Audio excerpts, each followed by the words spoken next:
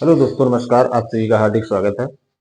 आज हम UP board परीक्षा से संबंधित क्लास 10 की गणित में समांतर श्रेणी की क्लास लेकर आए हैं कि समांतर श्रेणी किसे कहते हैं, समांतर श्रेणी का एनवां पद क्या होता है, एनवां पद हम कैसे निकालते हैं, अंत से एनवां पद क्या होता है, समांतर श्रेणी के एन पदों का योगफल क्या होता है। इन सारे बिंदुओं पर आज हम चर्चा करेंगे। और इससे पहले यदि आपने अभी तक हमारा चैनल सब्सक्राइब नहीं किया है तो चैनल को सब्सक्राइब करें। और यदि आप चैनल पर पहली बार विजिट कर रहे हैं तो चैनल को जरूर सब्सक्राइब करें, वीडियो को लाइक करें और शेयर करें। चलिए हम समांतर श्रेणी पर चर्चा आरंभ करते हैं। जैसे कि हम यहाँ पर एक श्रेणी लिखते हैं एग्जाम्पल में ए प्लस डी, ए प्लस 2d, ए प्लस 3d। इसी प्रकार से आगे हम चलते चले जाएंगे। यदि हम समांतर श्रेणी की परिभाषा की बात करें तो बहुत ही छोटी सी परिभाषा है कि एक ऐसी श्रेणी या संख्याओं का ऐसा अनुक्रम जिसके दो क्रमागत पदों के जो बीच का अंतर होता है, इन दो, जैसे ये दो क्रमागत पद है, फिर ये दो क्रमागत पद है, ये दो क्रमागत पद है। ऐसी श्रेणी जिसके दो क्रमागत पदों का अंतर नियत होता है, अर्थात हम यूं कहें कि क्रमागत पदों का जो अंतर होगा वो कैसा होगा, वो बराबर होगा। तो समांतर श्रेणी को इंग्लिश में अर्थमेटिक प्रोग्रेशन कहते हैं। तो इसको हम बार बार समांतर श्रेणी नहीं लिखेंगे, शॉर्ट में एपी लिखेंगे। यदि हम एपी का प्रथम पद यहां से देखें, एपी का प्रथम पद यदि अर्थात समांतर श्रेणी का प्रथम पद, एपी का प्रथम पद, तो प्रथम पद यहाँ पे एपी का ए हो जाएगा। कितना हो जाएगा? ए। अब हम बात करते हैं सार्वंतर की। एपी का सार्वंतर, एपी का सार्वंतर, तो सार्वंतर यहाँ पे डी होता है। अब डी कैसे होगा वो हम आपको बताते हैं। इसको क्रम से हम मान लेंगे। जैसे इसको मैंने T1 मान लिया, T2, T3, T4। जब हम सार्वंतर निकालेंगे, यानी कि जो पदों का अंतर अभी मैंने बताया कि क्रमागत पदों का जो अंतर होता है, क्रमागत दो पदों का अंतर नियत होता है अर्थात बराबर होता है। जब हम सार्वंतर यहाँ से निकालेंगे तो उल्टा घटाएंगे, T2 minus T1, T3 minus T2, T4 minus T3। भाई हमेशा जब अंतर निकालते हैं तो बड़े से छोटा ही घटाया जाता है। तो यहाँ से जब D बराबर निकालेंगे तो T2 minus T1, T2 minus T1 बराबर, भाई जब पदों का जो अंतर है वो नियत होगा, बराबर होगा, तो T3 minus T2, T3 minus T2। अब देखेंगे क्या दोनों बराबर D आ रहा है कि नहीं आ रहा है। अब T2 माइनस T1 देखिए, A प्लस D और माइनस A बराबर T3 minus T2, A plus 2D minus T2 A plus D। अब यहां से देखो, यहां से तो A कट गया, तो D बराबर A प्लस 2D।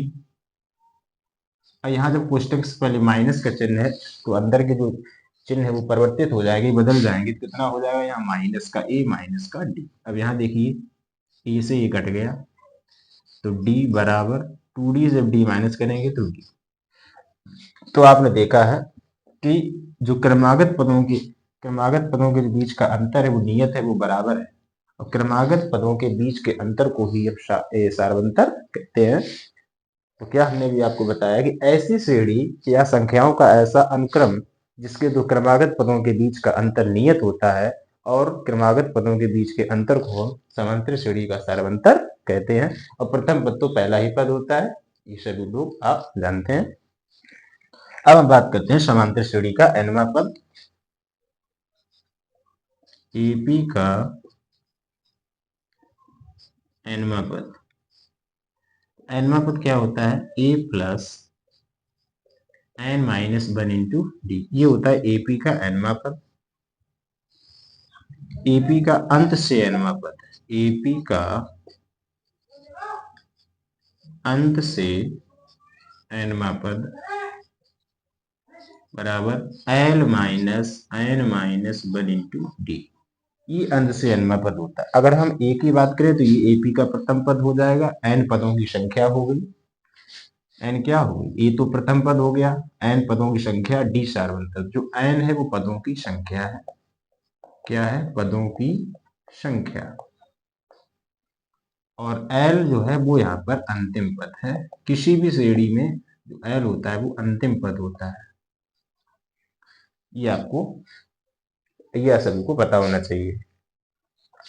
अब एनवा पद से अगर हम बात करें, यदि हम आपसे ये कहें कि समांतर श्रेणी में दूसरा पद क्या है, तो आप तुरंत बताएंगे ए प्लस डी है। तीसरा पद ए प्लस टू डी है। चौथा पद ए प्लस थ्री डी है। हम आपसे क्या बताइए एपी का 10वां पद क्या है? 10वां पद। अब एनवां पद का सूत्र है A plus N minus one into D. अगर यहां से हम 10वां पद निकालें, 10वां पद, तो वही फार्मूला लगाएंगे A plus N minus one into D. अब एन की जगह 10 है क्योंकि पदों की संख्या 10, तो कितना हो जाएगा 10 माइनस वन इंटू डी। तो ए प्लस 10 से 11 9, तो कितना हो जाएगा 10वां पद ए प्लस 9 डी। यही अगर आपसे पूछे, जैसे आपने 10वां पद निकाला तो क्या देखा आपने, 10 से 1 कम 9, 10 से 1 कम 9, तो 10वां पद हो गया ए प्लस 9 डी। यही आपसे पूछे बताइए 20वां पद, 20वां पद, तो 20वां पद कितना होगा ए प्लस एन की जगह 20 रखेंगे, 20 माइनस वन इंटू डी, ए प्लस 20 से गया 19 हो जाएगा 19 डी। तो 20वां पद कितना हो गया 19, ए प्लस 19 डी, यानी कि 20 से 1 कम। इसी प्रकार से आपसे कोई सा भी पद पूछे, आप बताइए 25वां पद, तो 25 से 1 कम लेंगे ए प्लस 24 डी। 33वां पद ए प्लस 29 डी। पूछ दिया 1000वां पद, तो 1000 से 1 कम कर देंगे ए प्लस 999 डी। तो उम्मीद है आप सभी को समांतर श्रेणी का एनवां पद आसानी से निकालना समझ में आया होगा। अब हम बात करते हैं कि एपी के एन पदों का योगफल क्या होता है। एन पदों के योगफल का फार्मूला, एपी के एन पदों का योगफल, एन पदों का योगफल वो होता है एस एन बराबर N by two A plus N minus one into D. इस फार्मूले का यूज हम जब करते हैं जब पदों की संख्या दी हो, प्रथम पद दिया हो और सार्वंतर दिया। और एक दूसरा होता है एस एन बराबर N by two into A plus L. इस फार्मूले का प्रयोग हम जब करते हैं जब हमें पदों की संख्या प्रथम पद और अंतिम पद दिया होता है, तब हम इस फार्मूले का प्रयोग करते हैं। अब जैसे यहाँ पर एक छोटी सी सीढ़ी ले लें हम, जैसे ये सीढ़ी ले लें छोटी सी, यहाँ पर जैसे 11 13 15 और 17, इस श्रेणी को देखिएगा आप लोग। अगर यहाँ प्रथम पद की बात करें तो प्रथम पद यहाँ पर ए बराबर 11 है। प्रथम पद ए बराबर कितना है 11 है। सार्वंतर निकाले, सार्वंतर डी बराबर अभी बता T2 माइनस T1, 13 माइनस 11 करें कितना बचेगा 2 बचेगा।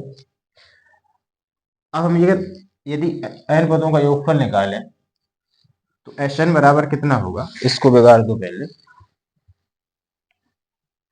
अगर यहां से हम एन पदों का योगफल निकालें, एन पदों का योगफल, एन पदों का योगफल क्या बताया था हमने, एस एन बराबर N by two A plus N minus one into D. ये जब निकालेंगे जब हमें पदों की संख्या पता ही नहीं है, मतलब ये निश्चित है कहां तक चलेगी। अगर यहाँ पर हम लिख दें कि 10 पदों तक, 20 पदों तक, 30 पदों तक, तो हम यहाँ पर n का मान रखते, मगर यहाँ ओनली कितने ही पद हैं 1 2 3 4, तो यहाँ पर जो पदों की संख्या हो जाएगी वो ओनली 4 है। मतलब सीढ़ी यहीं तक हम मान के चल रहे हैं। अगर हम सीढ़ी आगे मान के चलते तो यहाँ पर हम लिख देते कि 20 पदों तक, 30 पदों तक, 40 पदों तक, 50 पदों तक। हमने ओनली 4 ही पद मान के चले कि श्रेणी में 4 पद है, तो यहाँ पर जब हम n का मान रखेंगे तो 4 हो जाएगा। 2 a का मान कितना हो गया 11 प्लस n माइनस n का मान 4 ही रखेंगे, और d का मान यहाँ पर कितना हो जाएगा 2। इसको काट देंगे, 2 दूनी 4, तो 2 11 दूनी 22, 4 से गया 3, 3 दूनी 6 हो जाएगा। 22 तो 6 कितना हो जाएगा 28। 22 और 6 28 और 2 का गुणा जब 28 में करेंगे तो कितना हो जाएगा 56। तो इस प्रकार से श्रेणी में अगर n पदों का योगफल निकालें तो कितना हो जाएगा 56। सभी को जोड़िएगा 7 5 12, 12 3 15, 15 1 16, 16 की 6, हासिल 1 1 1 2 3 4 1 5, कितना हो जाएगा 56। वही हमने निकाला है। अगर यहाँ पर हम ये लिख देते कि पद अगर निश्चित कर देते कि यहाँ पर 30 पदों तक निकालिए, 100 पदों तक निकालिए, 50 पदों तक निकालिए, तब हम n का मान 50 रखते। 100 पदों की बात कर दिया तो n का मान हम 100 रखते, क्योंकि हमने निश्चित मान लिया कि चलो मान के चलते 4 ही पद लिए हैं, तो हमने n का मान यहाँ पर 4 ही माना, यानी श्रेणी हमारी यहीं तक है बस। इस प्रकार से हम किसी भी समांतर श्रेणी में n पदों का योगफल आसानी से पता कर सकते हैं।